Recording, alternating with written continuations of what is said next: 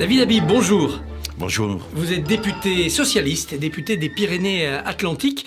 On accélère sur la vaccination, c'est le mantra du gouvernement avec notamment les vaccinodromes. Est-ce que vous le voyez sur le terrain dans les Pyrénées-Atlantiques ? Alors, on voit des centres de vaccination se multiplier. La ville de Pau va ouvrir un centre de vaccination à la Foire dans quelques heures qui permettra de vacciner plus de 1000 personnes par jour. On voit des mini-centres de vaccination. Mais en même temps, on nous dit, à partir du mois de mai, parce que Pfizer ne sera pas en capacité de livrer les doses en nombre suffisant, on risque d'avoir des problèmes de pénurie. Néanmoins, votre département a été plutôt épargné par l'épidémie. Ouais. Est-ce que le pire pour vos concitoyens, c'est pas toutes ces mesures contraignantes, comme s'ils étaient à Paris alors qu'ils ne sont pas à Paris ? Alors, on a une remontée du taux d'incidence, puisqu'on est à peu près à 107, 108 aujourd'hui. Mais après avoir été, il y a 3 semaines, à 40. Donc, on a une remontée du taux d'incidence. C'est très loin des chiffres alarmistes qu'on voit ailleurs. Mais il faut quand même être vigilant. Il ne faut pas se laisser aller. Je vous rappelle que fin juin, nous avions un taux d'incidence de 1. Au mois de novembre, nous étions à 500. Alors, il ne faut pas oublier aussi ces mouvements erratiques que l'on a pu rencontrer dans le pays depuis le début de cette pandémie. Alors, c'est vrai qu'il y a une sorte de situation bizarre où on confine, on interdit l'activité d'un certain nombre de commerces, on demande aux gens de rester chez eux, et puis on a le sentiment que rien ne se passe. C'est quelque chose qu'il faut expliquer. Alors, moi, j'étais pour une gestion très décentralisée, très territorialisée, où on tape fort, on prend des mesures sévère là où la pandémie est forte, le taux d'incidence est fort, et là où le taux d'incidence est faible, je souhaitais qu'on fasse des expérimentations. Mais la France est jacobine. La France est très jacobine, très jacobine. Est-ce qu'on aurait été mieux et plus vite vacciné sans l'Europe ? Je pense que oui. Il y a un très bel article aujourd'hui dans Libération, une page consacrée à la dame qui a favorisé la vaccination, où elle explique qu'elle ne s'est pas préoccupée du prix. Elle a cherché à obtenir le plus de doses possible, ce qu'a fait Israël, de la même façon. Je crois que le désir d'Europe est un désir d'équité, et ça, on ne peut pas aujourd'hui le récuser. Mais en même temps, parce que l'Europe n'a pas la santé dans ses compétences, parce que l'Europe n'était pas préparée, parce que l'Europe n'a pas cette culture du commando qui permettait d'aller auprès des laboratoires et de passer contrat, on paye aujourd'hui ces pesanteurs que l'on connaît de l'Europe et qui se caractérisent dans d'autres domaines. Le premier jour d'enseignement à distance a été un peu catastrophique avec des bugs en série. Dans une zone comme le Béarn, vous le voyez, vous voyez les dégâts sur les enfants ? Oui, on le voit. Moi, j'ai été maire pendant 19 ans d'une ville qui s'appelle Mourinx, qui est une ville où il y a 60% de logements sociaux, une situation qui est difficile pour les habitants. Il y a d'abord un problème, par exemple, d'équipement. C'est quelque chose qui n'a pas été réglé depuis le début du premier confinement. Une inégalité incroyable entre les familles dans la capacité à avoir des lignes sécurisées, des lignes de qualité Internet. Et puis, c'est pas parce que vous avez une liaison Internet que vous n'avez pas un travail d'accompagnement avec les parents. Et ça, on ne le règle pas.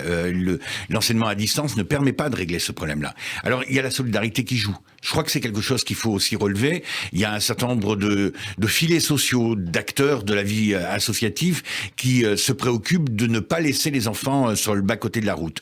Avec les entreprises, moi j'avais, lors de la première pandémie, essayé de recueillir des tablettes pour l'offrir, pour les mettre à disposition des enfants qui n'étaient pas équipés. Il faudra qu'on soit extrêmement vigilant, mais ce qui est dramatique, c'est qu'on a le sentiment que rien n'a été anticipé. Il y a une photo magnifique dans le journal du dimanche du 30 août, où vous avez Monsieur Blanquer qui dit « Nous sommes prêts ».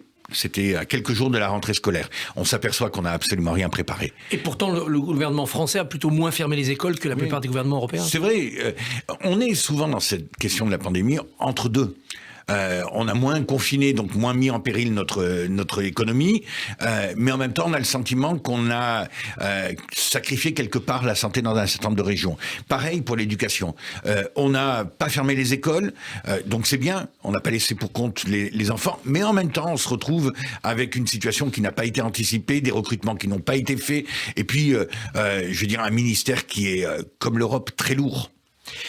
Est-ce qu'il faut, dans ces conditions-là, avec ce confinement, avec cette peur, la peur des variants, tenir les élections régionales et départementales en juin ? Alors moi, ma position est très claire, je suis contre. Je suis pour le report des élections. Normalement, la campagne officielle doit commencer dans les jours qui viennent, le 15, si je me trompe pas, avril. Le confinement, c'est jusqu'au 3 mai. C'est-à-dire qu'on va demander à des candidats de ne pas sortir de chez eux, de ne pas aller au-delà de 10 kilomètres. On va demander à des citoyens de se préoccuper des élections, alors que, pour parler très clair, ils s'en foutent. C'est pas ça, la démocratie. Pourtant, les Hollandais ont voté, les Portugais ont voté, les Allemands ont voté. Mais peut-être ça avait été là aussi mieux anticipé. Nous avons fait, nous les socialistes, des propositions. D'abord le vote par correspondance. Deuxièmement, la double procuration. Troisièmement, des bureaux de vote qui donnent lieu à une vaccination, par exemple, des assesseurs. Tout ça n'est pas préparé. Il ne sera pas fait avant les élections. Donc moi, je suggère qu'on les reporte. On les reporte à l'automne. Je pense qu'on sera à un niveau d'immunité collective qui permettra à ces élections de se passer dans de bonnes conditions.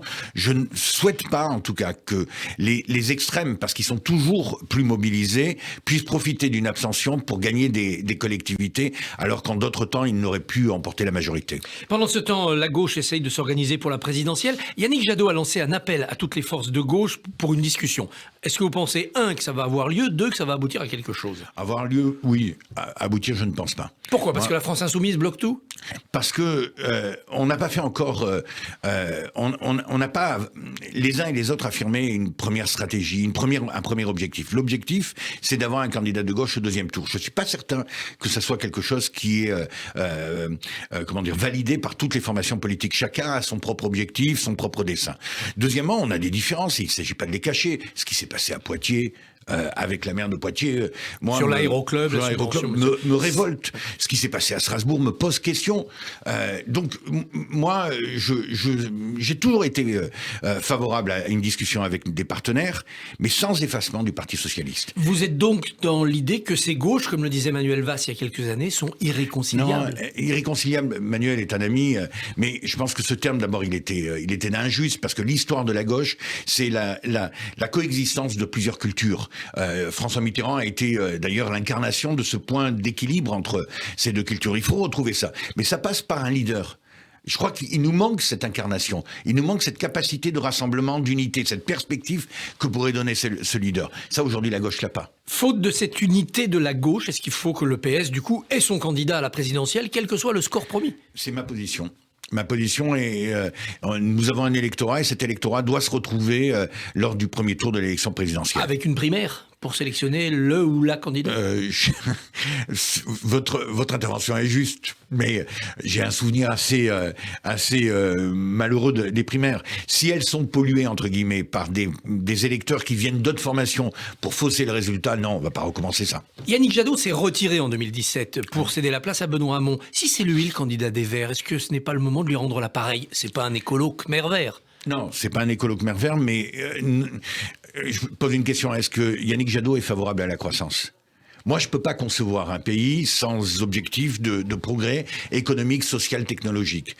Et ça, c'est un élément de différence. Aujourd'hui, nous le savons que nous allons avoir des milliards de dettes à rembourser sans une capacité d'augmentation de notre PIB. On n'y arrivera pas. Je pense pas que Yannick Jadot soit sur cette ligne-là.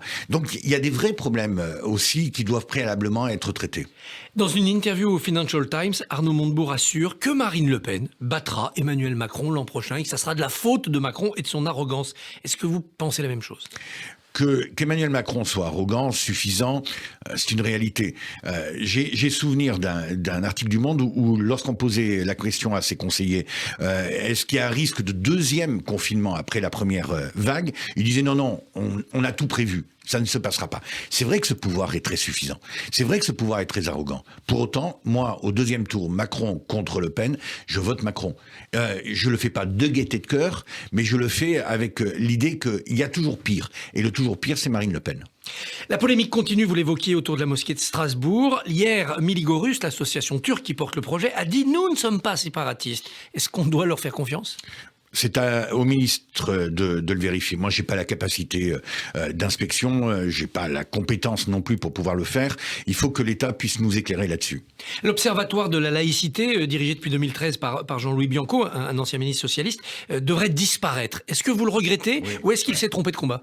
Non, je le regrette. Sincèrement, j'ai beaucoup appris au contact de Jean-Louis Bianco. J'ai, en tant que maire, en tant que président d'une intercommunalité, parfois sollicité son avis, par exemple sur les mariages, où on avait le sentiment lorsqu'on faisait un mariage que c'était arrangé. Je l'avais comme maire sollicité. Et l'Observatoire de la laïcité, c'était aussi une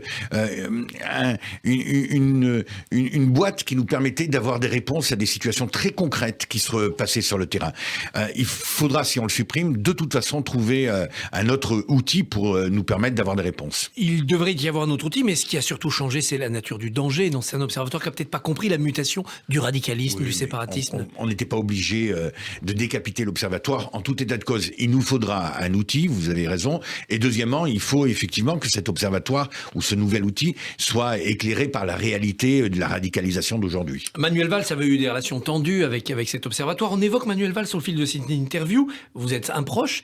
Quel rôle peut-il jouer à l'avenir pour la gauche puisqu'il revient en France? Alors moi j'ai des relations avec Manuel qui sont très claires. On a été à 18 ans ensemble jeunes dirigeants des jeunesses socialistes, tous les deux. Mais je n'ai jamais été valsiste. Je n'ai pas, lors de la primaire de 2012, apporté mon soutien à Manuel. J'étais derrière Martine Aubry. Pour autant, j'ai apprécié notamment le combat qui a été le sien pour défendre l'unité républicaine, pour défendre dans des moments durs, je pense aux attentats, une certaine idée de la République, et je lui en suis gré, comme à François Hollande et comme à Bernard Cazeneuve. Manuel veut éclairer le débat à gauche, qu'il le fasse. Qu'il le fasse. On a besoin d'entendre des voix, notamment sur la République. On a besoin qu'un certain nombre de personnes s'expriment. Mais il faut que Manuel fasse aussi un effort pour reconnaître ses erreurs. Ça part du chemin. Oui. Ouais, je crois que... La proposition de loi portée par Olivier Falorni sur la fin de vie sera débattue demain à l'Assemblée. Peut-être pas votée parce qu'il y a une marée d'amendements. Si elle vient au vote, vous la voterez? Oui, je la voterai. Il est temps dans la société, même avec une petite proposition de loi débattue en un jour, de franchir le cap. Alors, c'est vrai que ça mériterait un débat autrement plus important. Mais on n'a pas d'autre fenêtre de tir pour pouvoir évoquer cette question. Moi, je me souviens, lorsqu'il y avait des précédents textes législatifs, du nombre de courriers que je recevais pour condamner toute initiative en la matière. C'est plus le cas aujourd'hui. Aujourd'hui, il y a une réelle demande. Lorsque j'organisais, avant le Covid, des réunions, on me parlait bien sûr d'agriculture, de chômage, on me parlait des routes, mais on me parlait aussi de la fin de vie. Et il y a des situations personnelles, familiales, qui sont tellement dramatiques qu'il est normal que le Parlement, c'est son honneur, s'attache à définir un code de conduite pour accompagner celles et ceux qui aujourd'hui souffrent trop. David Habib, merci. Bonne journée.